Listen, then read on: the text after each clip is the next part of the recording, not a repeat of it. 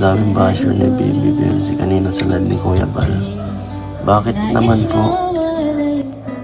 Hindi po siya makakalabas ng kasi po sa kanila. Wala pong may gusto ng sitwasyon.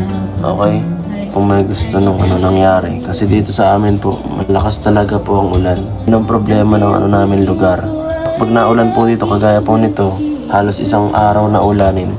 Nagbabaha na po dito sa may amin. Doon sa may Kalabyan, nabaha din po doon. So wala pong makakadaan, kawawa. So wala talaga, kahit kami gusto namin pumunta, hindi po kaya. Dito nga po sa amin sa labasan dyan, baha na po dyan. Nakapark na po yung kotse ko dun sa taas ng kalsada. Mababa din itong lugar namin. Ganun. Kaya kayo guys dito sa Daet, paliro dito sa lugar namin. Kahit ako nga rin, binabash din ako ng iba, di ko din nasundo. Nyo ako guys ng helicopter, susunduin ko yun. Awain si Bessie. Ako makakaaway nyo guys.